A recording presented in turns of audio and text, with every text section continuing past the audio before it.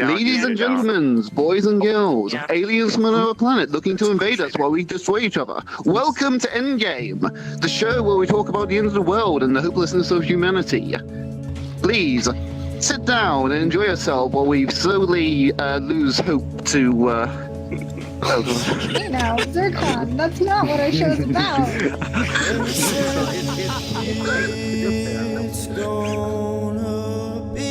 It's about hope, not hate. Hi everyone, welcome to Endgame. I'm Poplopo, this is Psych. Here at Endgame, we talk about the future of humanity, hopefully as a positive thing, not necessarily a negative one.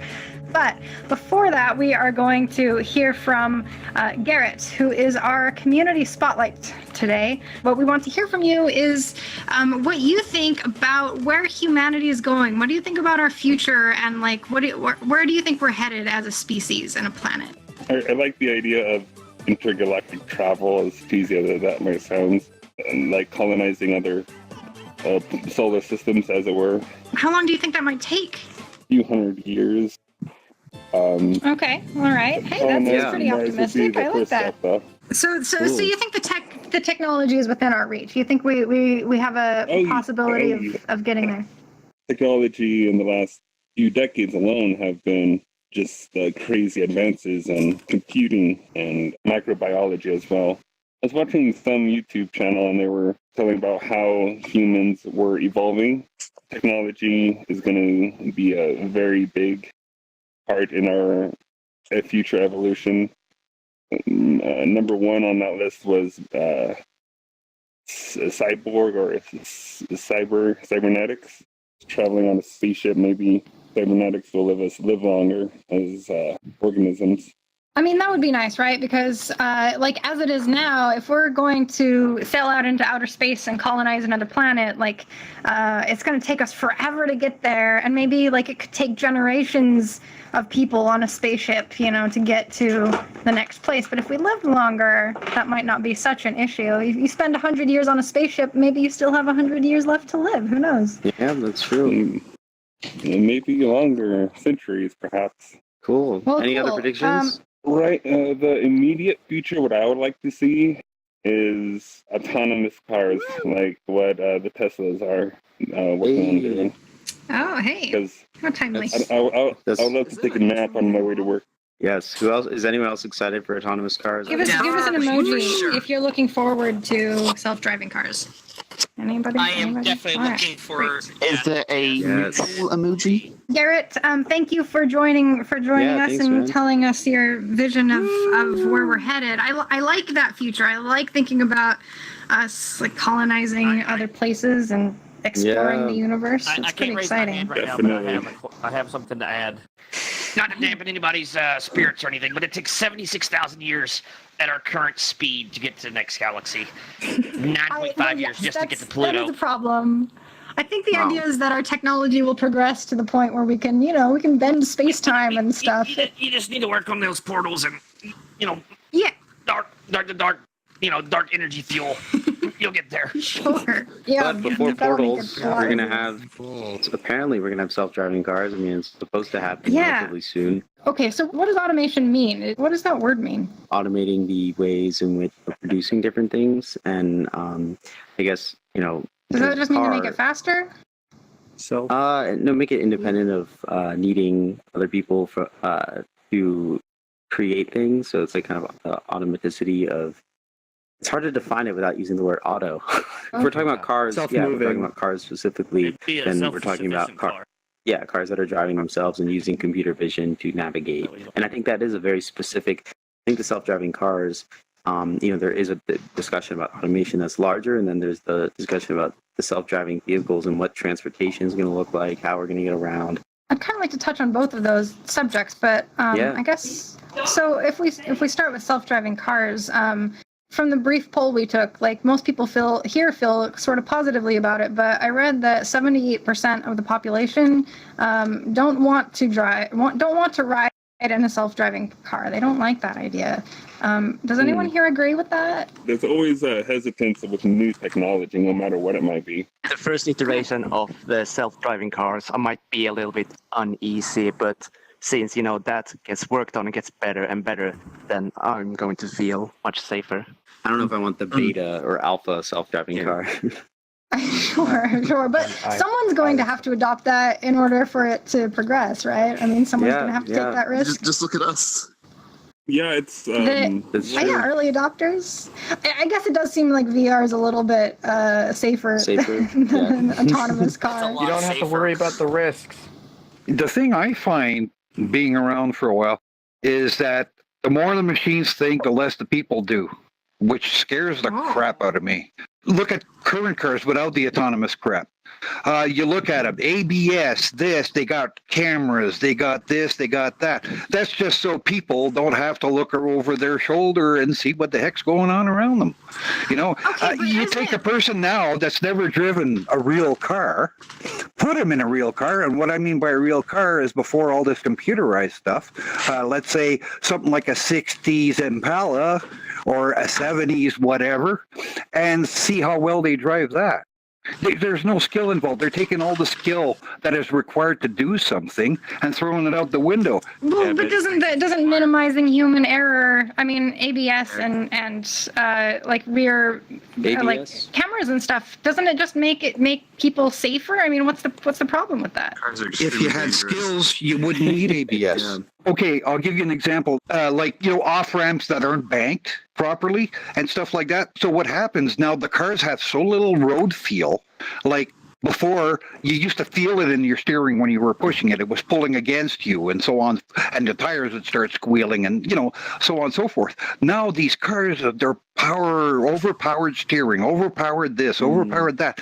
There's so many rollovers because people couldn't feel the limit of the car. They were going too fast when they weren't realizing they were going too fast. Oh, this car will handle this corner piece of cake, and they turn over, they roll over. I think that is actually off base. It's not that the cars are taking the skill away from drivers or allowing unskilled drivers to drive. It's the fact that now we have so many distractions. I don't know how many people here have long commutes, but I used to have an hour and a half one-way commute to get to work. It was 93 miles. It sucked. I hated it. But on that trip, I would count how many people I saw on their cell phones, and I gave up on it after a while. I was like, this is ridiculous. They're up here just do. I've seen people reading newspapers. There are so many distractions. It's not. Oh, that's definitely not unsafe. like it's been dumbed down and too easy. It's been turned into. Oh, I'm just going to update my Facebook status. And the thing is that I don't think the people that need to switch over to an autonomous vehicle are going to do that because they're the same people that, oh no, I need to be able to control it. I have to have control over everything in my life. But you're not. You're playing on your phone. We're talking about this transition to self-driving cars. Like people are going to have to make the decision to transition. But it's interesting because if you look at Tesla slowly integrating it, I got a Toyota Corolla. Leasing it, and it was like a 2017 model, and they have dynamic cruise control, for example, just built in by default, where it has a radar and it's sensing how fast the car.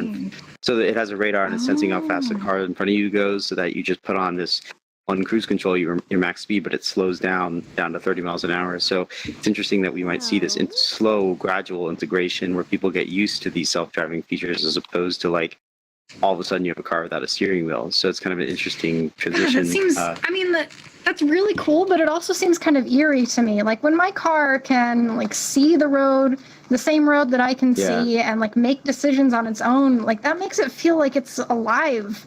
That's really weird. It's convenient though, so So Pinky, you mentioned your long commute. So actually, self-driving cars, if once they do get to the point where they're useful, it's actually will help with those long commutes, because once the car can drive you as opposed to you having to drive it, you could actually do work on your way into the office if your wireless is fast enough, or you could watch Netflix or something.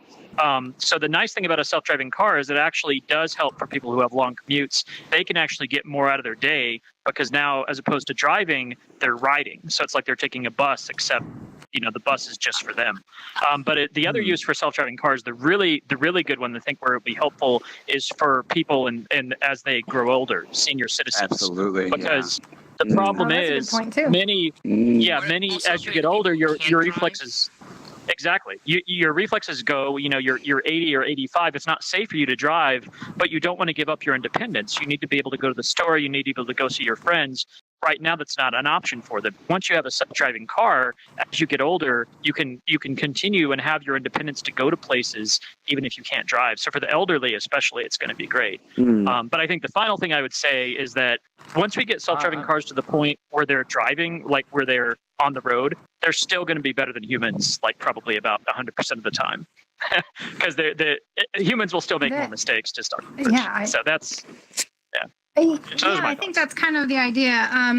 I also in my reading, I was reading that 40,000 Americans died in automobile accidents in 2016, and human error is to blame for 93% of car accidents. And if the cars are programmed successfully, then they won't have errors. They'll be able to make the wisest decision possible, given the circumstances.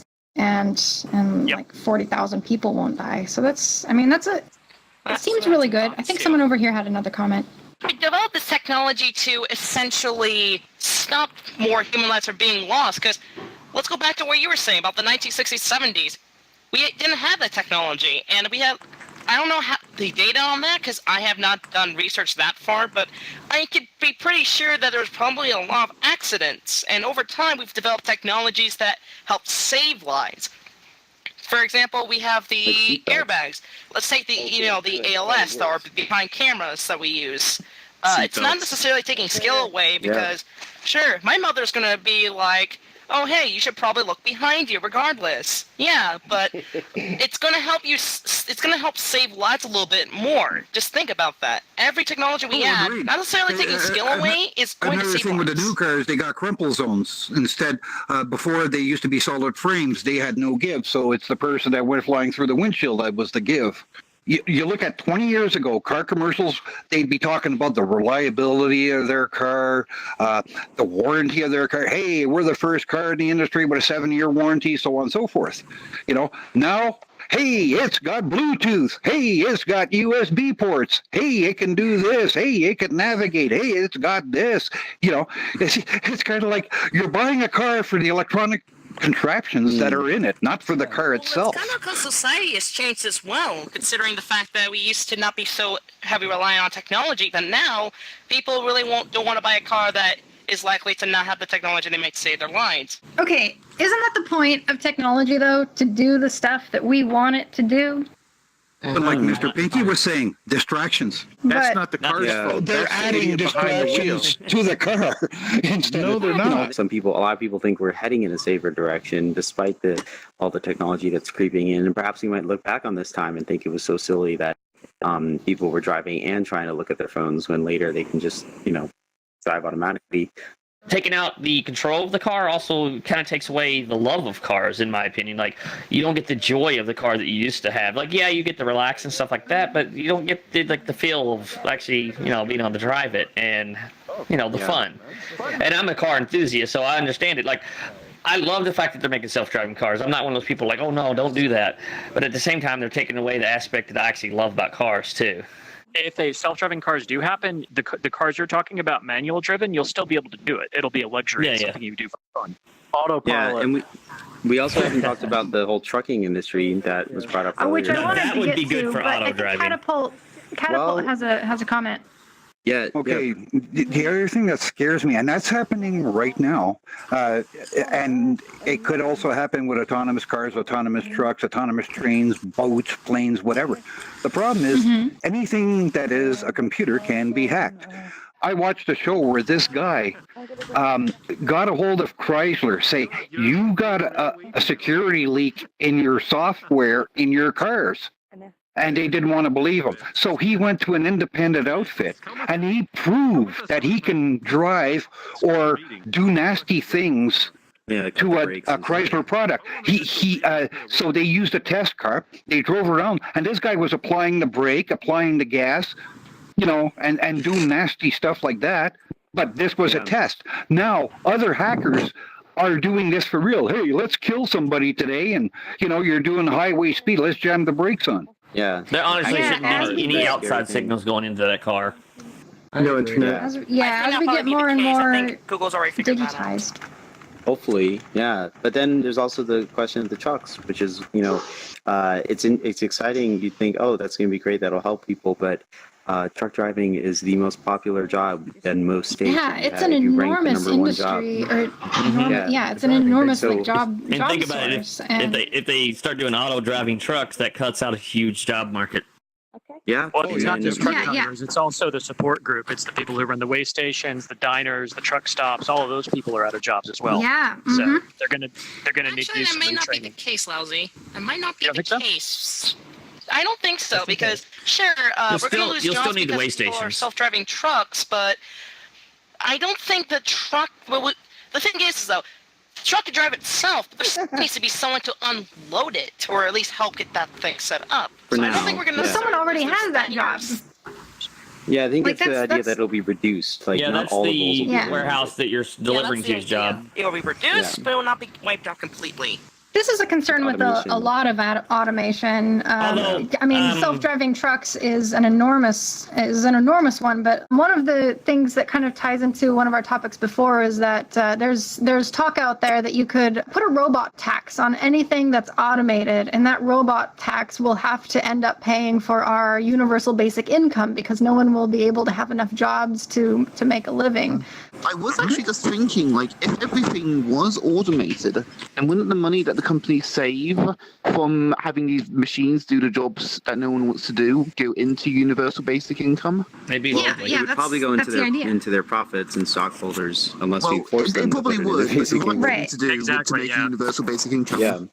The best way to probably see how this would affect things would to be like introduce automation into an MMO, because an MMO RPG would have like an already established economy with what things are worth, and if you add in automation in there, what's going to happen?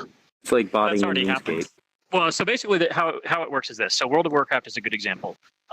They basically have bots that could go and just farm gold. They would set it up, they would do routes, and it happens in any MMO where this occurs. And basically, all it does is it just gradually lowers it causes inflation essentially. Once the gold is more easier to get, things go up in price, and that's essentially the effect that you get. I will say one of the other things that is interesting in the real world is that the sites that sell gold often are scammers as well. So every time somebody buys gold on the site, they get their credit card, then they scam their credit card and use it to buy a copy of the game. And so it's a self-perpetuating cycle, because as companies ban the botters, then people buy gold from the banned company and they steal that person's credit card and buy a new copy of the game and create a new bot. And then it's this cycle. So that's how they continue to get new copies of the game without having to buy them themselves. Because obviously once they have it, they're using it, it gets banned. Effective as a model for the real world. I don't know about the real world, but definitely that's how it works in MMOs. Actually, I was actually thinking of a different example, because just a couple of days ago on Monday, RuneScape released an update for their latest skill invention. They called it Batch 2. And here were actually machines that would go ahead and do certain tasks for you, even when you were offline. So if you wanted to make some planks or dye some hides and make some leather from that, you could just put them into this machine and then leave it overnight and you get some items. Now, it's way faster to do the actual things yourself, but there's now an option to just sort of like do this, put it in a machine, leave it. And because it's cheaper, especially with making planks in RuneScape with these machines are way, way cheaper than going to a sawmill. But this is only for high-level players. You need like a high-level invention to have these plank-making machines in the first place. Unfortunately, the MMOs, like the example only goes so far because MMOs are only so complex, where the real world scales, in complexity, the more we do something. some of the tech companies argue that like robots aren't designed to take human jobs, but to do, menial tasks that will free the humans up to do more like important or more interesting work. These tasks that these machines do, they are also menial tasks that the players don't really want to do in the first place. So actually there's free up time for them to do other things while this is happening. But, there's a key difference here. The automation in this MMO example is given to the people who then each get to use the automated technology to make their own, what they need on their own, or they can sell it. That would be a great model in the real world, but what's going to happen really is that one company or a few companies will have that automated line. So how do you ensure that the people who don't have access to those automated technologies are still able to benefit from them in the first place? I mean, but isn't that automated technology, like as soon as it's invented, I mean, it's just going to be more and more developed. There'll be open source stuff. I mean, like I feel like this technology tends to become more available broadly as it's available, I guess, in more limited circumstances. Maybe that's a little bit too optimistic. Myself, I actually work in the production field currently, and pretty much anytime that something becomes automated, it just becomes cheaper. The more you can make, the faster it becomes, the cheaper it is. So it's going to be good for everybody, but at the same time, it can be bad for the people that work there.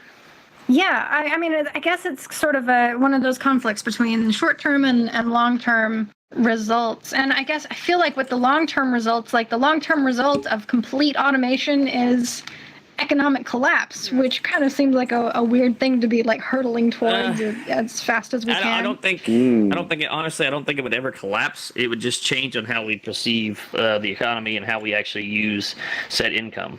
But what if automation becomes so sophisticated and so prevalent that we literally can't, like it's too easy to do stuff, and we won't be able to have like a working economy anymore because no one will need to buy anything. It will never be a need at that point. It'd be all want, and what you want would basically drive the economy. But the thing of it is, the economy wouldn't mean anything at that point because everyone. But at that point, you can't really look at it as how our society sees economy and money at this point in our life, because at that point, the economy, how we make money, so on, would be completely different. So what we're looking at right now is we're trying to fit what we view how we make money and stuff currently into the future, and it's just not going to work. There's always scarcity of resources. You can only automate labor, but not materials.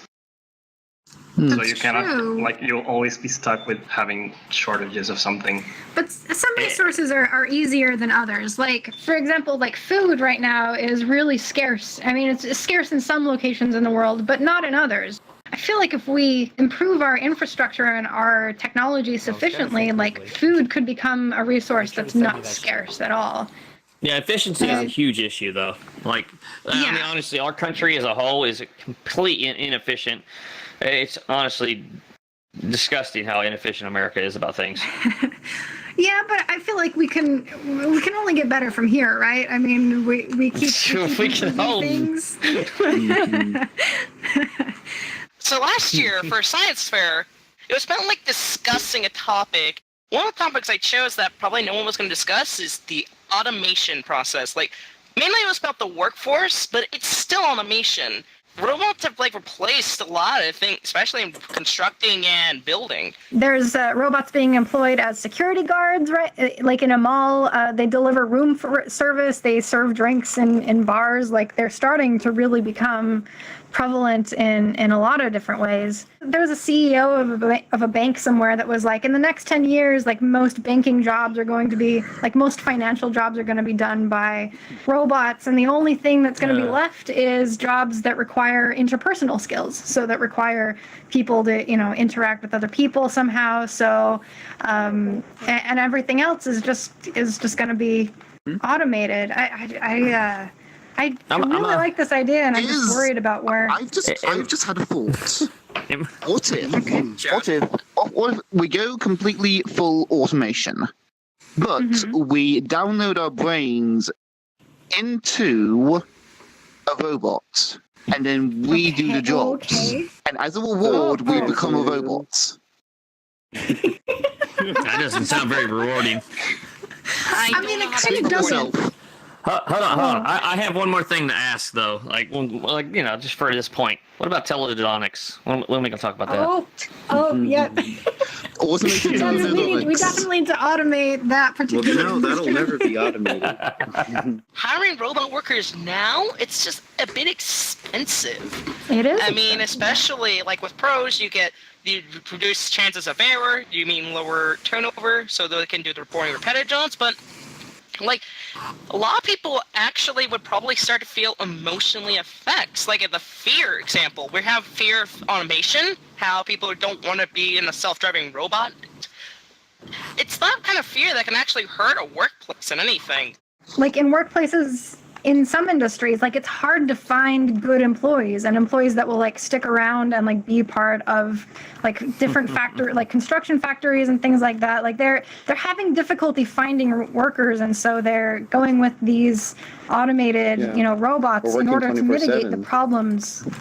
Yeah, mitigate problems that they're having, like keeping employees on. So it seems like people are already sort of participating in increasing robots indirectly by avoiding certain jobs. I mean, honestly, I agree with you on that. Like, I work in the distillery, bottling whiskey, producing it, that kind of stuff, and they already starting to go, autonomous with it because, I mean, honestly, people are unreliable. It's sad but true, and like I can point out multiple people where I work at, and it's just like, why do you work here? There's personnel complaints like everywhere, and eventually it's weird to talk about this because it's weird to talk about how eventually we're going to have a paradigm shift, but we haven't hit it yet. But we're like planning to later. I mean, most paradigm shifts are sort of unplanned, right? Like we don't plan on changing our values, but in this time we're approaching the future and we're thinking, okay, soon humans won't be seen, like their value won't be seen as labor, which is different. I mean, right now that's a huge social component, is that humans are valued as laboring entities, and after a while, like they're not going to be anymore. So I don't know. It's weird to have a plan. I'm kind of curious what the mentality is going to be like of the human race in like 40 years. Yeah. That's the thing, because most of human society is just based on you. Basically, even back in the old days, is that if you're the hardworking man, you'll get the money, you'll get your food, and you can be a happy man. It's all been based about you and society working to advance it. But since robots are starting to replace them, it's going to change the mentality for centuries, even like a millennium. Like with what you're talking about right there, it's already changed once before. Think about how it used to be back in the 20s. Only the men worked. If you didn't work hard, you were basically a bum. I think about how it is now compared to back then. Like just I know. If anybody's paid attention to history at all, like it's extremely changed already. Yeah, but that doesn't mean that we still have the thing where, hey, if you work hard, no matter woman or man, you'll get the money, you'll get the food, and you can be living a happy society. I feel like it's definitely sort of a shift from like people manually improving and changing society and society's technology to society's technology sort of like perpetuating itself and developing itself and becoming, I mean, maybe its own development is becoming sort of automated in a way that we can't really prevent. I'll tell you this much. I know one job that will never be replaced by robots. What's that? An engineer. We're going to need those to fix the fucking robots. Right. Well, hopefully we learn from the Terminator movies. I'm just saying, don't let the robots build the robots. But that's exactly where we're headed. I don't think. Oh Jesus! I don't think people are using the Terminator movies as a case study, for better or worse. They kind of need to, though. I mean. Yeah. Anyone have a parting thought? I'm going to read what I concluded with my thing here before I did for last year. While the future is scary and most certainly unnerving, we can't deny that whether we agree or not, the technology will go on with or without us. That includes robot workers replacing us. So I think it's a welcome change. Robot workers will only get cheaper as the market demands more of them, and the cost will eventually be affordable to businesses. Plus, with all the life-saving robot technology, such as the Google self-driving car, who wouldn't want robots to take over our jobs? You might even get a vacation or retirement out of this. The possibilities are endless with robot workers. What? Nice. I like it. Excellent. Yeah, Well, silly, thank yes. you. From an assignment that Yes. he had. That I guess he was God, we're reading gonna be last like all the year. people in the movie Wall-E. Gonna be a bunch of fat people in voting I don't know chairs. if I bought that though entirely. Hey, maybe we'll be really happy. I think Oh, we I need didn't to say we have weren't happy. Yeah. normal. We need to there's have people in actual Mali look human pretty happy. beings. Oh, hell yeah. they were Robots happy they can got, never, like, ever, grape ever soda, whatever the hell replace it is. human beings Cheeseburgers, whatever. on any level. All right. Well, thank you, everyone. Let's get together for a photo. I gotta change to Tanya. I don't know. I have to be Tanya now. Cheese. We love. We love you. Robots are scary. I wanna see a change tonight. A change.